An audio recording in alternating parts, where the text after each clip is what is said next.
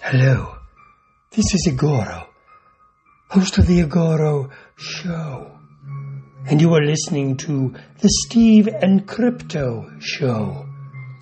So keep your ears open and your mouth shut.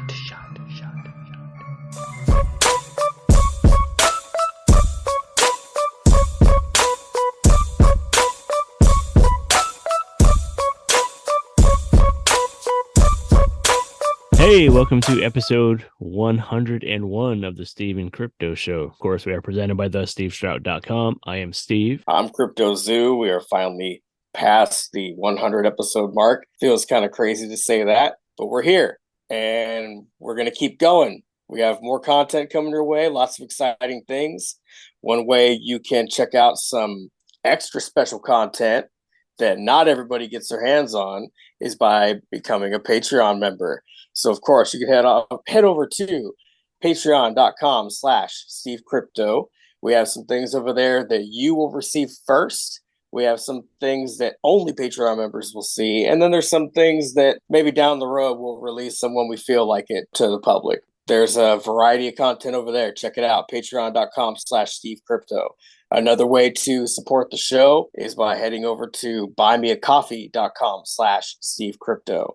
And all contributions help out everything involving our podcast. And, it helps improve the gear, the overall quality of the show, goes towards like helping out with merchandise and maybe things that are needed for live events, all kinds of different things. And we appreciate everybody who has contributed so far. Of course, you can follow us on Facebook and Instagram and Twitter and all that.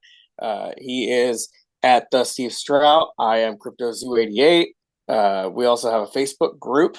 Feel free to become a member. Just look up the Steve and Crypto Show. You'll find it. We just like to support creative folks over there, just like we do on the podcast. So if you have something you're working on that you want to share, you think might fit, let us see it. We'll support you while tooting our own horn, of course. Yeah. And if you really like what you've been hearing on this show, even if you don't, I'd like to see a review. We would like to see a review from you. So feel free to leave a review on your favorite podcast app for your third favorite podcast. We'd appreciate it. And currently, we have a sale going on at our Etsy shop. So if you want to get some merchandise for yourself or maybe for a loved one, if you want to put one of them Steve and Crypto magnets in a stocking for a friend, you can head over to Etsy/shop/Steve and Crypto merch and check out the sale that's going on over there right now. All the stuff. Everything in the shop is on sale. That's right. Coffee mugs, t-shirts. Now's the perfect time to get it. Get one of everything twice. Hell yeah. One of everything twice. And of course, we want to give a shout out to some of our friends and sponsors. I guess we could call them that. I like to call them our friends. I don't like to call them sponsors. Those are our friends. Yeah. First, of course, we want to shout out to Fairflix. It is a streaming service available on Roku. They have a ton of independent horror, ton of classic stuff, and a lot of great horror hosted shows like our friends at After Hours Cinema, which actually, if you're a watcher of that, you probably just seen us this week. And if you didn't watch it, you can find it on YouTube. Which episode is it? I know you just queued it up there. Which movie are they showing? That is the one where they are watching The She Beast, which is hosted by our friend Queen Malvolio. Yeah, The She Beast. That's right. And I believe that is Barbara Steele, isn't it? Yes, I believe so. Definitely an interesting movie. Fun watch. Yeah, we pop up to do a little promo on there, which is cool. Thanks to those guys for putting us on. Yeah, thank you. Also, thanks to the Halloween Shirt Company, HalloweenShirtCompany.com. They have all your spooky seasonal wear and gear. They just put out a series of holiday, Christmas stuff, which still keeps their spooky vibe. So it's pretty much Halloween all year round with the Halloween Shirt Company. It's like it is for us. That's why it's a fitting pairing. So yeah, HalloweenShirtCompany.com. Check them out. Before we talk about last week, you have something coming next week. Yeah. So next weekend, Saturday and Sunday, December 10th and 11th, at the Outlet Collection Mall or Outlet Collection Center, formerly the Super Mall, out in Auburn, Washington, Unlock the Con is going to be throwing a Winter Wonderland. I did that last time too. Yeah. A Winter British Wonderland. again. It's okay. Yeah. The British in me is just trying to come out. So, Unlock the Con is presenting a Winter Wonderland event. And it includes over 40 vendors. There's 5 different celebrities. There's food trucks. There's music, all kinds of different things going on. I guarantee you're going to find something there that you might want to pick up for somebody for Christmas or birthday, or maybe just buy something for yourself. But I know you're going to find something there. Like I said, there's a ton of vendors, and the guests that I can mention include Eric Stewart, who is the voice of Squirtle from Pokemon, Tara Sands, the voice of Bulbasaur, Michael Hagney, the voice of Charmander, Erica Schroeder, the voice of Eevee, and actually a couple of them do more than just those voices, but those are the top highlighted Pokemon they do voices of.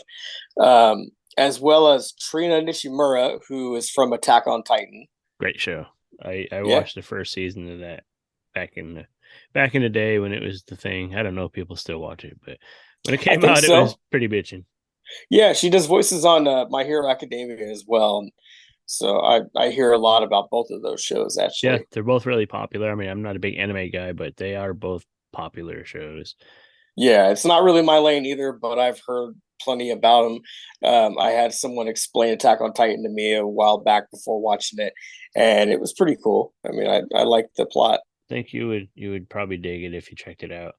Yeah, I watched a little bit, and I was into it. So yeah, that's going down next weekend again, Saturday and Sunday, December 10th and 11th. Saturday it's from 10 to 8, Sunday it's 11 to 6. Come check it out. My family's going to be there with a table with a bunch of pops and all kinds of different collectibles. So come say hi. On a quick side note about that, a couple weeks ago we mentioned that Jim Winburn was going to be there, who is a stunt actor who performed as Michael Myers. He passed away recently, so obviously he won't make it, but I just want to have a little rest in peace, a little shout out to Jim Winburn. He portrayed one of the most iconic characters. Yeah, I was really looking forward to seeing him there. Yeah, that's too bad. But it still sounds like it's going to be a fucking awesome show. And speaking of awesome shows, last week we had, now I can get to last week. We had our episode 100, and Darcy, the mail girl from The Last Drive-In, came to celebrate it with us, and we had a great chat. Definitely got a lot deeper than I thought it would. Yeah. Getting a lot of good feedback, so make sure you guys go check that out.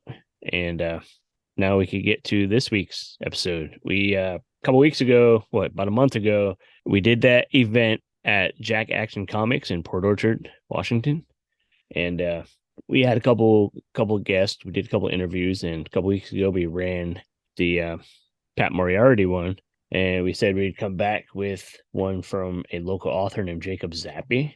He has a book, and he actually just released the second book, if I'm not mistaken. His book's called Northwest Mythology, and it's about obviously Northwest mythology and folklore and ghost stories and local cryptids and stuff like that. It's pretty interesting. It was a cool chat hearing some of his stories. Definitely want to hear more about the second book eventually, but of course we'll put a link. He just launched his website, so we'll put that link in the show notes for this episode. So why don't we finally get that to them? We've had them waiting over a month for it, so let's introduce them to Jake Zappey. We all love a good ghost story, but have you ever wondered how it came to be? Have you ever wanted to dig deeper into the true history of your favorite stories of the macabre? How about whether or not it really went down that way? Join us bi-weekly on Ghoulish Tendencies podcast, where we, two paranormal investigators, delve into the depths of the famous and not so famous cases of murder, ghosts, legends, and lore, with a healthy dose of debunking. I'm Gabby, the resident Mulder. And I'm Kim, the resident Scully. And we're your ghostesses of Ghoulish Tendencies podcast, found wherever you listen to podcasts. Stay spooky! Hey, this is Butch Patrick, and you're listening to the Steven Crypto Show. Hey, this is the Steven Crypto Show. We are recording live from Jack Action Comics in downtown Port Orchard, Washington, and we are here with Jake Zappey from Northwest Mythology. Yeah, thanks for having me on, guys. So I think you're one of our first guests that's actually connected to cryptozoology. Oh. Most people we talk to, they ask if we talk about cryptocurrency, which no, we do not.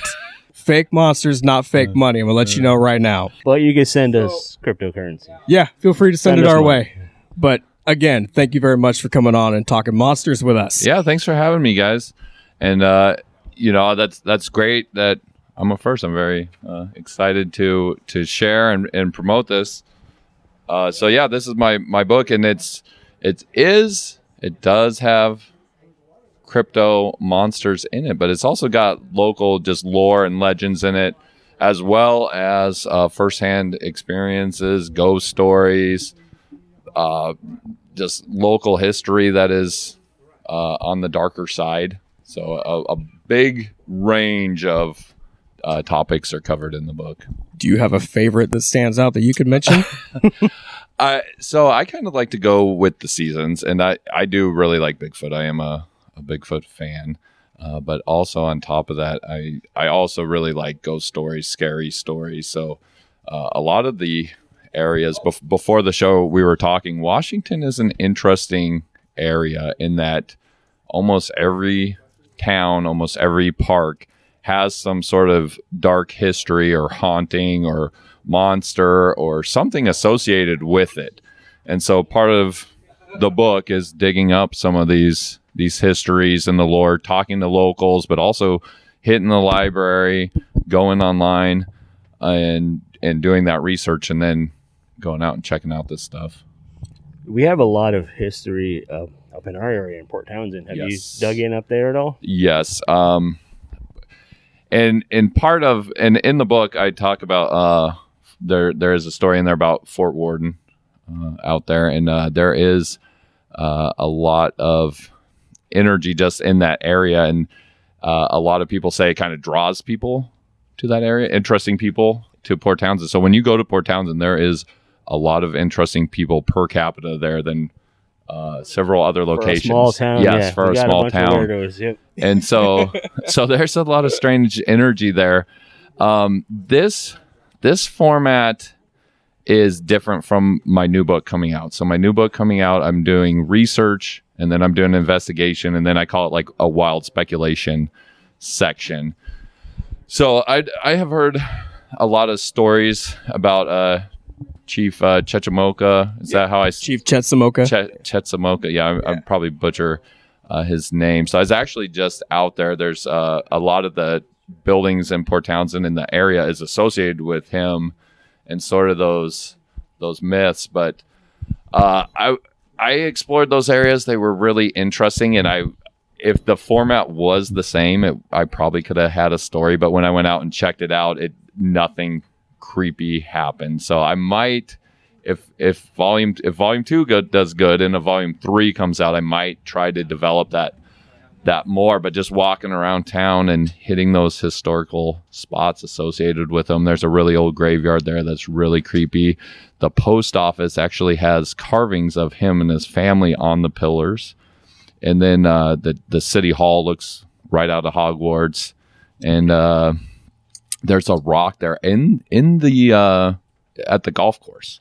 There's a rock where the chief stood up there and helped warn the early settlers about getting attacked and whatnot. So it's definitely an interesting area. I do go out there. I actually met a lady from Port Townsend. Again, this is the interesting people there. So I was on a wild edible plant tour, and I met a resident of Port Townsend. She owns a crystal store outside of town there. And she said that she's in regular contact with fairy and fairy folk and stuff. And I do like to investigate a wide range of things. So I've been trying to get with her to get a story on fairies, because I think that would be unique for a future edition. I don't know if I'll see fairies or experience fairies, but that's, like I said, it can't all be Bigfoot. Yeah. So it's a unique person. There's a lot more about our town than we even know. I was just thinking, like, I've been there 30 years, and you're telling me about the rock, there on the golf course. I didn't know anything about that. And I feel like when you live in an area, sometimes you get used to like how it is, and you don't dive into it. And that rock actually has a statue of the chief on it, and it's in the middle of the golf course, and it's a really historical a rock. But I mean, we're all guilty of that. So that's what's interesting about the book. If you live in these areas, you can pick up some stuff and, hey, I didn't know that about this park. I didn't know that this was there or whatever. Most of them are places you can check out, and they're relatively safe, and adds an extra layer of intrigue when you're going to Fort Worden or whatever. Yeah. I want to rewind just a little bit, as you mentioned, Bigfoot being your favorite of these creatures, as it is mine as well. And we're in the stable, like kind of the mecca for it, I've said it before on here that Harry and the Hendersons was kind of what sparked my interest in Bigfoot. What did it for you? I mean, I definitely like Harry and the Henderson.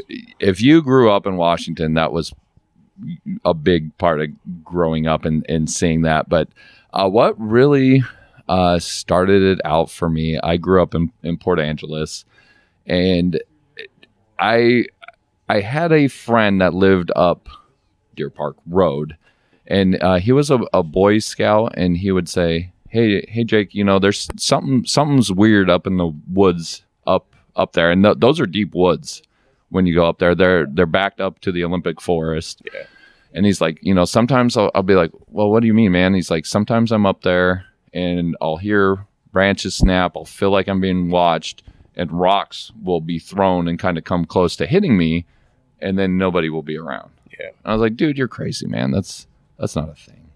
And so then, I'd play up there with them, and we'd be building forts in the woods, and sure enough, that stuff would happen. Hear cracks, feel like you're being watched, rocks coming in. And, I've never actually seen Sasquatch with my eyes, but like, what else would be in those deep woods throwing rocks at you? And I actually talk about in the book, the first time I had a real strong encounter, much more than just rock throwing. I was mountain biking up a road called Blue Mountain. And we'd park a car on an old log road, and then we'd just mountain bike around on these kind of abandoned log roads. And so I was stopping, waiting for my friend. I was about 18 or 19. This is pre-cell phones. People are like, well, why didn't you get a recording? This is before cell phones. Yeah. And I was parked, and there's an embankment leading down. And so I'm waiting for my friend, and I just hear this like, ruh, ruh. This really loud, right just inside the tree line, so you couldn't see it, and just a giant cedar tree just shaking. Ruh, ruh. And I'm like, what the heck is that? So my boy pulls up on his bike, and I'm like, yo, dude, check this out. Like, listen to this. And he listens, says, ruh. This tree just, and this is a big tree. This is not a sapling. It's a, probably 50 to 100-foot tree just swaying. Wow. He's like, what do you think that is? I'm like, dude, I don't think that's a bear. I don't think a bear makes that noise. I'm like, you want to go check it out? And he's like, nope. He's like, bro, you're crazy. And he just took off on his bike. And I thought about it for a second, and then I was like, yeah, I probably, whatever's doing that's probably going to rip my arms off. Yeah. And, so we took off, and there is more to that story, and I do talk about that in the book. And, but then when we came out right by my friend's house from when I was a kid. We came out right in his backyard where we used to play. I was like, dude, there's definitely something up here in these woods. Yeah. Right behind his house. Yeah, right. Yeah. I mean, there's no other trees. Yeah. Like you're saying, what else would be tossing rocks at you like that? Tossing rocks, shaking trees. Literally sounds like a gorilla. And I do a lot of hiking, and I've seen a lot of bears, and I just heard bears, seen bears. I actually was hiking up by Hurricane Ridge a month ago, and I saw a bear. And bears aren't up there shaking trees, grunting like gorillas, so I don't. Yeah, no. Yeah. How do you? What steps do you take to try to, debunk it? It could be, you know what I mean? Yeah, and I'm not really out here trying to collect evidence. I'm not trying to prove or disprove anything. there's kind of like two steps. Like you can run into this stuff on coincidence, ghost, Bigfoot, whatever. But I do a lot of research, and so a lot of times if I'm looking for something, it's not a chance. And I kind of mentioned to you guys Chimacum Rock. Remember I mentioned that, and it's also called like, there's a Native American name, but I'm just going to butcher it. And a reader actually sent it in to me, and my email's in the back of the book, and she's like, hey, check out this rock. And it's this strange volcanic rock, and the composition's different than other rocks in that area. And then the cliff is just filled with different caves and different things. But supposedly Bigfoot chases a lot of people there. And so, you get that lead, and I did the background research. And then I was like, hey, man, this is a traditional place where Native Americans used to go on spirit quest.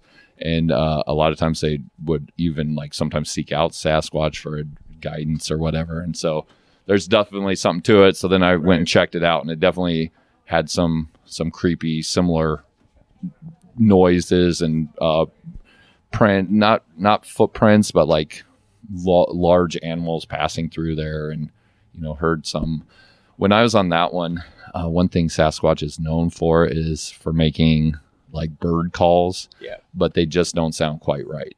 So then I was like bushwhacking way in there, and I was by myself on this one, which side note, you probably shouldn't go exploring by yourself. Probably not the safest, but I just heard this bird call, and it sounded really loud, but not quite right. And it man, I don't even know what kind of bird it was talking about, but it kind of just like drifted away, and I was like sitting there looking. It sounded close, but I'm actually trying to go back to that rock next weekend to see if something else comes up. I came across a large patch of chanterelles, and I followed that big path through the forest because you could see where something large had passed.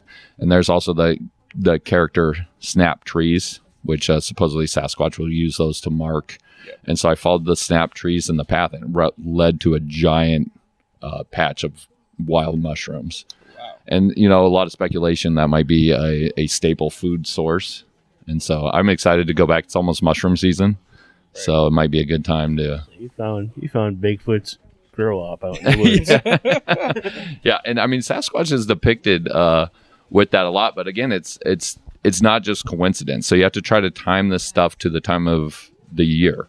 So, if Sasquatch likes mushrooms, he's probably going to be out in his favorite mushroom patch, or whatever, during the first couple weeks of mushroom season. And also, salmon's a big thing. So when the salmon are spawning, if you're going down by the rivers during salmon spawning season, not rivers surrounded by cities, but you go out to the Elwha or some of those other, you go out down by Chimacum or down that side of the Hood Canal, Hamma. You go down there, and you have a lot higher chance of seeing Sasquatch if you're going down there when their food source is coming. And it's the same thing with ghosts too. Like if I'm trying to do a ghost, I don't just randomly go. I investigate an area, and then I try to figure out dates and even sometimes times associated with events. Right. And then go check it out. I mean, it's better than wasting time. Yeah, right. Kind of pinpoint a little better, and yeah, and that's a good segue too. I am trying to launch a website. I mentioned that I was a little bummed. It was not ready to be launched, and it should be similar Northwest mythology, and I think it's going to be at Squarespace. But people are going to be able to report stuff from their area. I really like stories from this area, so they can investigate, but they will be able to report for all around the world. That's a great way to do it. Yeah, and they can put in a pin, tell what they saw, report the date and time, upload videos or pictures or whatever, and I hope that it'll kind of create a database for people to check out some of this stuff, because people are interested in this. Oh yeah. So the book Northwest Mythology. When did you get started on writing this book? It's been a long process, and this is an interesting story also. So the idea of the book came around. I like to go hiking, and I like to go outdoors, and I go hiking and camping with my friends a lot, and I tell them stories, and they'd be really intrigued. And I'm an avid reader. I read all the time. I'm constantly reading books of all different genres, fiction, nonfiction, every type of book I can kind of get my hands on that is interesting. So we were hiking Storm King. Do you guys know that by Lake Crescent Lake? No. And so we hiked up there, and it overlooks Lake. Are you guys familiar with Lake Crescent? Oh yeah, my kid almost drowned in it. Yeah, okay. So it overlooks Lake Crescent. It's a great view, a great hike. It's kind of kid friendly. It's not that far. Yeah. But we're up there, and you're looking over the lake and all the wilderness, and there's some tourists up there from like North Carolina or something, and they're like, "Hey, do you guys have any Sasquatch stories?" And I'm like, "Boy, do I have some Sasquatch stories." So I sat there and I told them the Sasquatch story for 45 minutes. The similar one with the mountain bike, which is in the book, and there is more to that story than what I said, but they were just sitting there just enthralled. And then my buddy's like, "Dude, you should write a book about all that stuff." And I was like, "You know what? That's not a bad idea." And in the new book, I talk about too, like sometimes you get like these weird signs from like the universe almost. So that happened in August or something. And then we went back to school, and I'm a teacher. So I was teaching a unit on the Brothers Grimm. Are you guys familiar with them and Grimm fairy tales? So basically, it was two brothers, and they went to college, and they just travel around Germany and collect folk tales. And then they'd write them up and tell them up, and they basically got rich and famous just telling these stories, rewriting them, perfecting them. So this is only volume 1, edition 1, but that's kind of where I got that idea. I was like, that's a good idea. And from there, then I started working on the book, started collecting stories. A lot of these are like from when I was like younger, and so like the newer book, and I mentioned that the format's a little bit different. People like the first hand accounts. So the second book, which I hope to have out at the end of this month, is more first-hand accounts. I do miss the mythology, and I told you guys this because I'll invest a lot of time, and then if I go to investigate and nothing happens, I've been just like putting those stories on the back burner. Yeah. Like this is more like, oh well, here's the story I heard from my my friend's uncle when I was a teenager. Like this is more raw with some firsthand.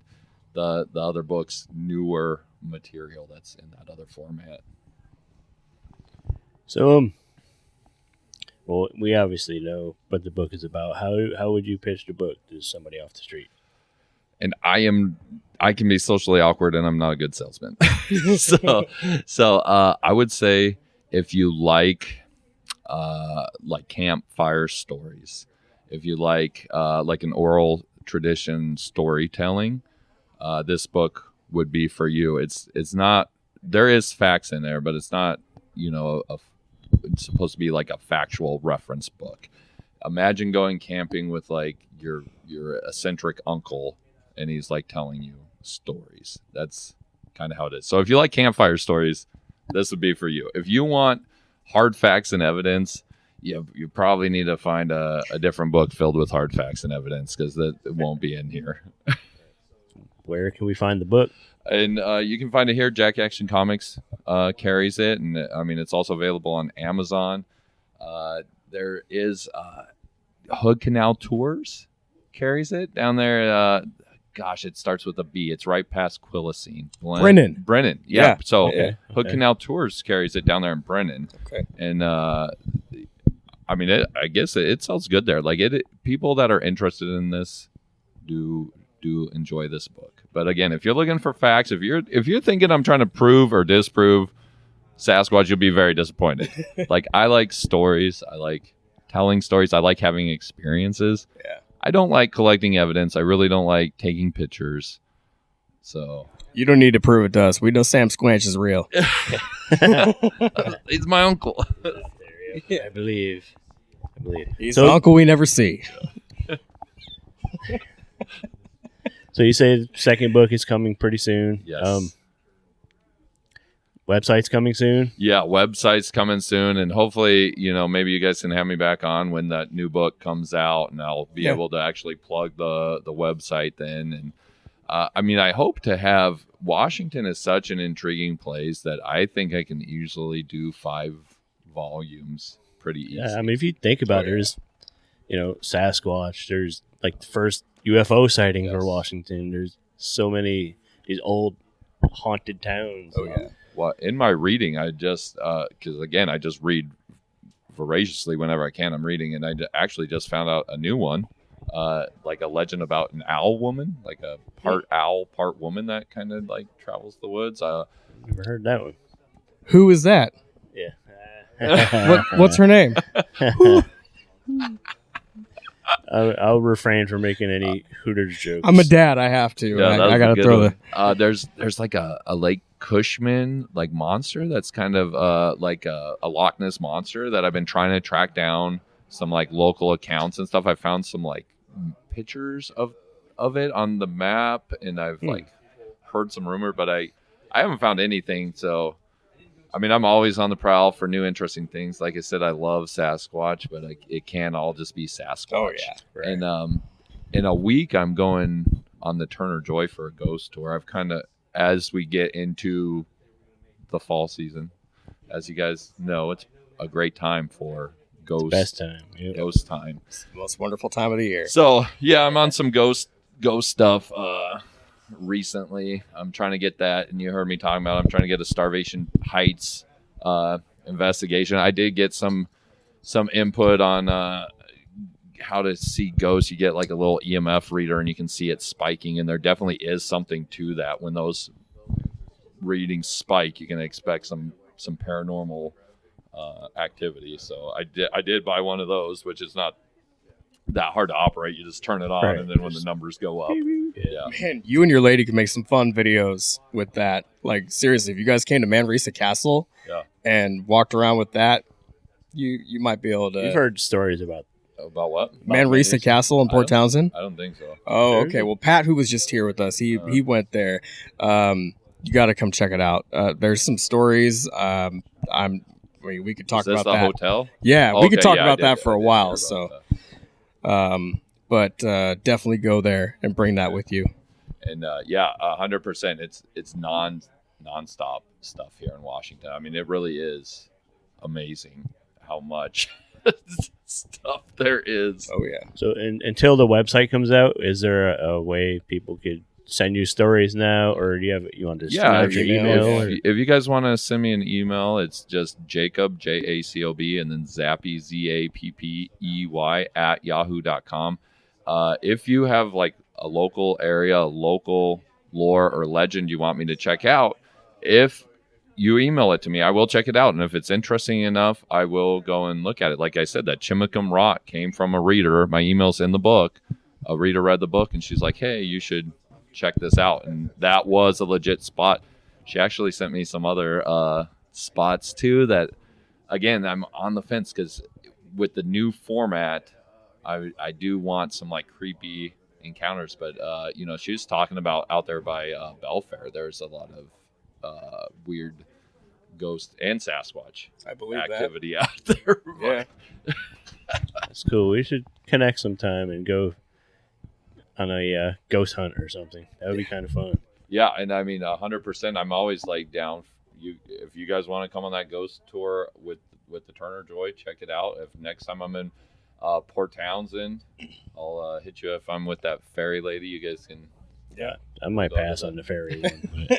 We can all meet together and just go look for ghosts and she just holler in like, the woods and knock sticks on trees. And she just sounds like typical Port Townsend weirdness, but who knows? Maybe if you find fairies, let me know. Yeah, and I mean, somebody talked about actually the fairy lady. So I was on that edible food tour, and she's like, "Well, when you believe in this stuff, do you think like you're more prone to have an encounter?" And I'm like, yeah, absolutely, because you want to see it. Yes, absolutely. Well, and you're more open to like seeing these things. So like for us, we might be like, oh, fairies are bull. But like if she knows what she's looking for and like fairy signs, I mean, I don't know. That's why, go and talk with her and hang out with her. Maybe she does know what she's talking about. Maybe she does on her own edible food tour. Yeah, no, this Port Townsend. Different tours. Yeah, she's Port Townsend. But I mean, this is spooky. So she's asked me about Sasquatch, and we're on this edible food tour full of around people, and I'm like, yeah, I I have a disproportionate amount of like contacts with Sasquatch. It happens all the time. Right when I'm talking about that, we heard a big mammal across the river just break through a bunch of brush. Just a bunch of crashing. Could have been an elk, could have been anything, but it's very ominous that it was like right after the timing. Yes, right after we were talking to her. She's like, I'm gonna stop talking to you now. She's like, call me if you're ever important. And that definitely plays into like you wanting to see stuff or believing it. Can you every sound you hear is like that didn't sound normal, even though when I was a kid, I used to have this reoccurring dream that I was like being followed through the woods by Bigfoot. And part of me, later thinking about it, was like, maybe I just want to be. Yeah. I don't know. Do you want Harry to come find you and we hang out, play video games together? Was cool. Watch the Addams Family. He can hang his head out, so I can get through traffic. Yeah. I mean, I even see some like conspiracies though about like Sasquatch, just like the amount of sightings there are, the amount of evidence there are, and then no scientific persons out here doing real investigations. It's people for shows, eccentric people that already believe it. I would love to see a concerted effort to try to find Sasquatch. And there is a lot of prints, a lot of casts that are very convincing. Yeah. And they're like, oh, no, that's fake. But, I mean, I always compare it to when they discovered, like, actual gorillas in Africa. It was a legend. And it was like the 1920s. They finally launched a big expedition and they tracked them down. And I mean, maybe that's something similar to what we have here. If they're, intelligent or whatever, and they're trying to actively avoid detection, and nobody's really taking it seriously, spending the time to. Yeah, I mean, they could just be that clever and intelligent that they're able to. The way I see it is, there's a lot of evidence out there, and what makes us think that all of it is bullshit. Yeah. Like there's a lot of people that are talking and. Maybe a bunch of them saw a bear when they thought they saw Bigfoot, or they wanted to see a Bigfoot. Like us, we would go out and see some furry, mass from way away, and we would want it to be a Bigfoot. But so I guess I've always thought that it can't all just be fake, fake information. There's got to be something out there that's actually true, or at least I want it to be. Even if 10% of the reports are true, you're talking about hundreds of reports a year almost, of ones that are legitimate. And I'm sure there are hoaxes and there's misidentifications, but I mean, they all cannot. And I'm not really a jumpy guy. I mean, I don't know if you guys get this. Like, like I said, I was hiking up by Hurricane Ridge. I did see a bear. I see bears often. Yeah. And I can tell the difference between a bear shaking a tree and a bear noise, and then a big scary. When I was making those gorilla sounds earlier, they were much louder and scarier. We are in a shop, so I didn't want to scare customers away. The customers away. Bigfoot and Jack Action. Even I've been working with the YouTuber What Lurks Beneath. Shout out to What Lurks Beneath. Check out his YouTube page. He sent me on an investigation to the Ape Caves and Ape Canyon. And we heard some noises I've heard before also. And it's like, now there's not any customers in here, so I'm going to do it the best I can. And me and my friends came across a noise. We heard it going up, and it's like a, ooh, ooh, ooh. Well, now I'm scared. And so when we heard it going up, it was a cross on a ridge. And I've heard that similar when I was investigating. They're like, well, what do you think that is? And I was like, well, usually I take it as a Sasquatch trying to warn us. And my friends are like, whatever, that's a weird noise. One was from the city, from like Seattle, and the other one's from Connecticut, so they don't know nothing about Sasquatch. And they kind of like, we've had some stuff, but they think like a lot of it's made up. So we hiked up Ape Canyon, and we're hiking back down, and we get to that same spot, and it starts up and it's like, ooh, ooh, but it's closer and it's louder, and it's like right off the trail now. And every time it would do that, it was like, have you ever like sat in a car with loud bass? Oh yeah. It was like every time felt it, yeah. And it would like hit you in the chest. And every time it was going, like you had to resist the urge not to run. And we're about 5 miles up in the middle of nowhere. We hadn't seen anybody on this hike. And so we had to walk past this spot. And one of my friends had a gun. I had a knife. And my one friend was upset because I was like, dude, we're not going to hike that far. We'll just have a couple trail beers and then we'll turn around. But we had been hiking a lot. Yeah. I'm kind of a dick like that when it comes to like, I like to hike and like, I like, to do this stuff. But we had to walk by it. And it's just so loud going. And my friends are like, they're like, dude, I'm not walking by that. And we should have been able to see it.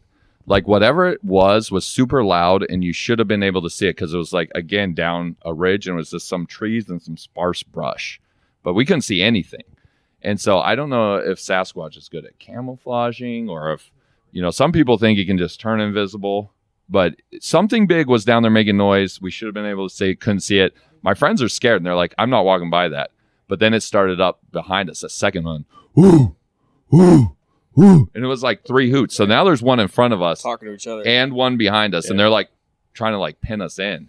And I'm like, we need to go before that one behind us starts getting closer. And they're like, dude, what the heck is this? Blah, blah, blah. And so we end up, and I'm like, we're just going to sneak by. I'm like, keep your hand on your gun. And, we sneak by and it is super. And we pass like right by that spot where we should have been able to see, didn't see nothing.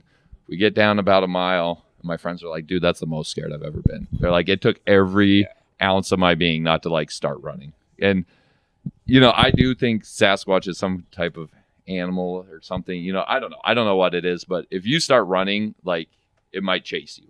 So you have to try to like maintain being calm. At least with other animals, we know like that's kind of a world wide known thing. Like, okay, if you're getting an encounter with this animal, you need to make yourself look bigger, taller, whatever. You need to scream, make a bunch of noise. We don't know when it comes to this. Yeah. And I will say this though too, if that is a warning call, and I told my friends this too, I'm like, if that's a warning call, if we didn't get out of that area, potentially then we probably would have got rocks thrown at us or whatever, because that would have been like probably its next step would hey, I gave them the warning, next level of warning. Now I'm going to start launching rocks. And that if you guys watch that What Lurks Beneath, it's a 2-part video there that he sent me on. I mean, that Mount St. Helens area definitely has a lot of Sasquatch activity, but so does around here. And I chose that area. I chose that Ape Canyon because it was historic site of a well-documented attack on some miners. So that's why I chose that specific area. Again, going back to the research. Yeah. Not just... rather than just being random. Yeah, that's such a big forest that if you just chose a random spot, you would not have a great chance. But because I did that research and I'm like, well, this is a historic place where they see this creature. So we were really able to focus in on that area. And and we did get recordings of that on the cell phone. And this goes back to the technology though. But when you try to record ambient sound on the cell phone, it turns out like shit. And so like you can hear something on that recording, but it does not sound scary at all. Right. And then like to be like, oh, that sound's gonna scare you. And the commenters too on that YouTube video, they're like, play the sounds, blah blah blah. And I'm like, dude, you guys would like it's not the same because of you need like a microphone up there. Yeah. And I was working with, and I told you guys I was on another podcast like a week ago called Around the Reel. Yeah. And they were interested they do documentaries too, and they were interested in sending a camera guy with me. And let's not get things twisted though. Not every time I go out does this stuff happen. But I would have loved to have a camera guy there with actual equipment. In that situation. But, I am worried that, 1 out of 10 expeditions, something happens. So they're going to have hours of footage. Right. And maybe that one time they didn't come. I'm like, dude, you won't believe. Yeah. I mean, that's got to be like every other Bigfoot cryptid show that we watch on TV too. I'm sure they have so much footage of guys just wandering around the woods. Right. I'm gonna go take a leak, or like hitting a tree, hollering, let's see what happens. And nothing. Yeah. That's that way with the ghost hunts too, and the ghost hunting TV shows have been caught staging their ghost adventures because I assumed much. And I told you guys I recently did that Port Gamble ghost tour, which it was fun, and I did. It was a 4-hour tour, I actually wanted the tour guide Pete to go on a tour with me, who was very knowledgeable in the supernatural. He wasn't as knowledgeable on the history of the town, which I kind of found mildly disappointing. He had basic knowledge, but I just read so many different sources that I know different perspectives of that lore. And so he only knew like the official, it's like a company town, a logging company owned that town. So he only knows the logging company side of the story, not really the Native American sides or even the rumor side. But he was really, really good with ghosts. So 4-hour tour, kind of the creepiest thing. Are you guys familiar with that town? It's like right by Hood Canal Bridge. Yeah. So we were in the Walker Ames house, which is that weird, creepy mansion. And I will say, like, I do honestly feel like ghosts and like supernatural creatures kind of like, I don't want to say are attracted to me, but like I get more encounters. And some people like say that once you have one encounter, you're more prone to do it. They almost say it's like opening up an attic door. So like, you know, those old doors. So once you have a supernatural encounter, then your attic door is open and all the things lurking in the attic can then see, you know, you shining out in the material realm. They're telling all their friends. Yes, they're telling all your friends. Somebody believes. Yes, and they can see that door. Like I said, they can see that light from our realm or whatever shining in, and they can get to us. And they're like, hey, this person can see us or senses us or whatever. Yep. So we were at the Walker. We were probably there for 2 hours and nothing. We had one of those readers and kind of spiked a little bit. And we go upstairs and there's like another group up there and they're just like sitting in a circle. And they're like, they had a flashlight sitting on a chair like this. And they're like, spirits, if you're here, turn on this flashlight. And they said they'd been doing this for like 30, 40 minutes. Right after we walked up, I had just walked up and kind of like was just observing. Right after I got up there, spirits, turn on this flashlight. No shit, the flashlight turns on. Nobody's around it. I mean, unless it's an elaborate trick where one of those random people had like a remote, the flashlight turned on. And they're like, spirits, if this is really you, turn off the flashlight. And he asked like two times or something, and then the flashlight turned off. And I was like, well, you know, that's pretty freaking creepy. Yeah. And you know, that was kind of it for there. And then like several hours later, we were in the museum portion, and I had, and I'm gonna, I know you guys are packing up. I'm gonna just do the creepiest part. So they had some different like experiments set up, and one was people were listening to static on headphones, and then they'd try to they'd ask the spirits questions and then blurt out the answers. A different group would ask the questions, and the people with the static would blurt out what they heard. Yeah. And so they couldn't hear the questions the other group was asking.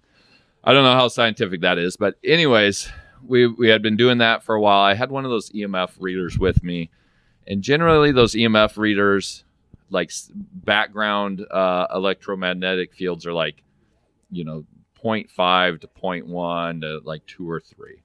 I was kind of wandering around the museum. They have different artifacts behind some glass. And so I had an interaction earlier where it had kind of spiked up when I got around this gold coin, this gold medallion. It had spiked up to about, it was like 100 or something. And so it spiked way up to what a normal background is. And we did kind of have some like, then I came out and I asked some questions about the coin, and we did kind of get some answers from that person with the static. And I was like, well, that's really weird. And so then they're still playing that. I went back and, you know, again, everybody else was kind of like enthralled with that component, because it did seem that they were answering my questions about where that thing was hitting on the medallion. So they're all asking questions along that. And I'm like, what, man, whatever. I'm not trying to like, seems lame. So I go back in by myself with the reader, and I was like, you know, spirits, is there anything else here that has meaning? And I just start going slowly over the items, and I get to one of the town founders' possessions. It was his grandma's Bible, and that freaking reader shoots up to like 1,000, over 1,000.